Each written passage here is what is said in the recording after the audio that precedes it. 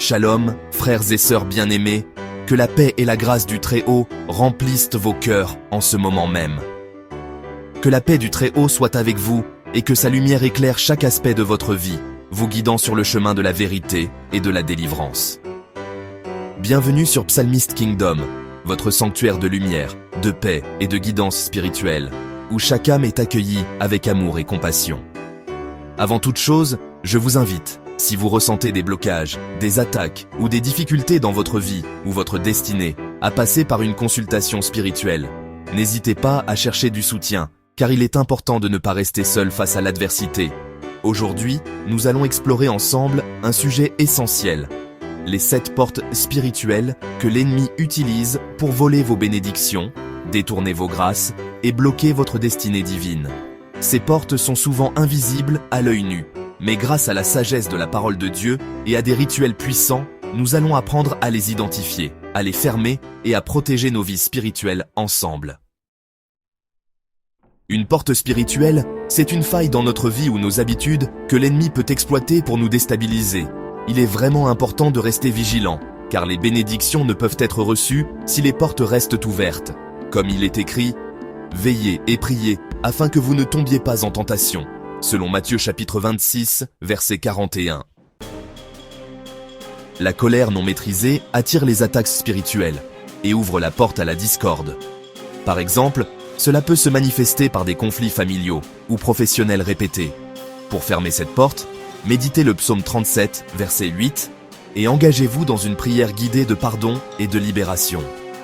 Un rituel simple consiste à écrire vos blessures, puis à les brûler symboliquement, tout en prononçant une prière de libération.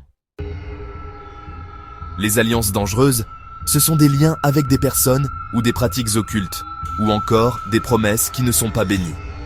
Les conséquences peuvent être lourdes: blocage, échecs répétés, perte d'étoiles. Pour vous protéger, récitez le psaume 91 et proclamez une déclaration prophétique de rupture de lien. Enfin, réalisez un rituel en traçant un cercle d'eau bénite et de sel de mer autour de vous, accompagné d'une prière d'isolement spirituel.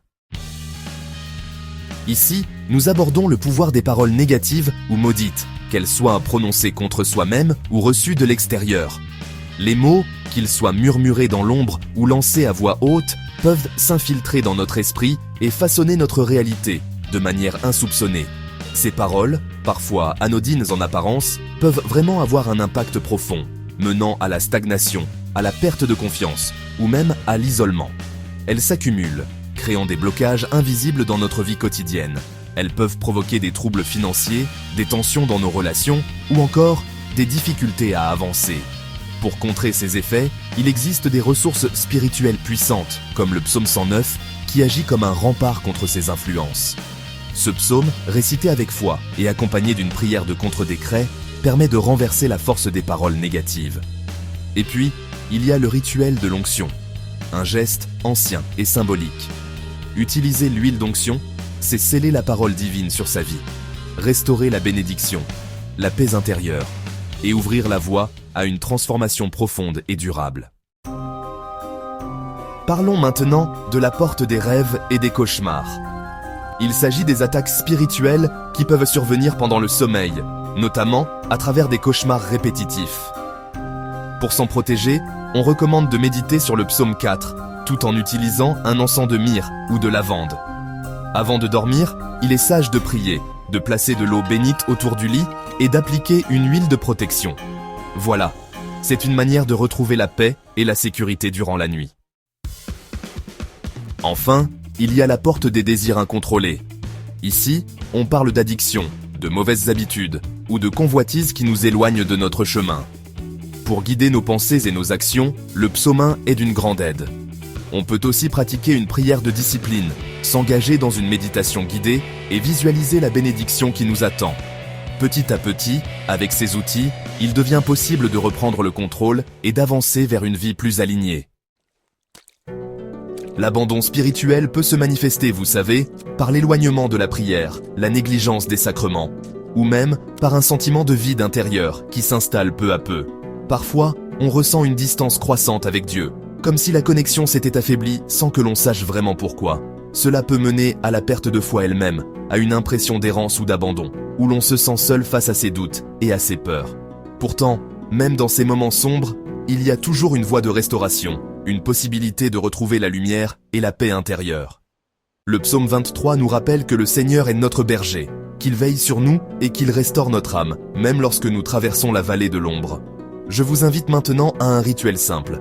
Engagez-vous à nouveau dans la prière, même si ce n'est que quelques mots sincères chaque jour. Prenez un moment pour allumer une bougie, symbole de votre désir de retrouver la lumière et la chaleur de la présence divine dans votre vie. Décidez de réciter les psaumes régulièrement, car ces paroles anciennes portent en elles la force de réconforter et de guider l'âme.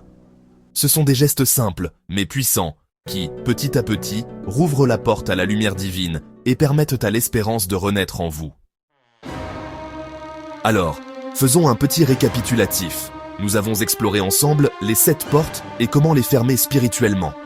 Maintenant, je vous invite à une prière collective, une déclaration ferme pour fermer toutes les portes ouvertes à l'ennemi. Seigneur, nous activons tes bénédictions, nous demandons la protection sur notre étoile et nous choisissons de marcher dans notre destinée. Restez constants, vraiment, dans la prière, la lecture de la Bible et les rituels guidés, afin de maintenir toutes ces portes fermées et de demeurer sous la protection divine. Shalom, frères et sœurs bien-aimés, que la paix et la lumière vous accompagnent chaque jour. Que le Très-Haut garde votre étoile et vos bénédictions intactes, et qu'il vous guide sur le chemin de la sagesse. N'hésitez pas à partager cette vidéo autour de vous avec ceux qui ont besoin de protection spirituelle et d'encouragement dans leur foi, et abonnez-vous pour ne rien manquer des messages inspirants à venir des enseignements prophétiques sur Psalmist Kingdom. Merci de faire partie de cette belle communauté.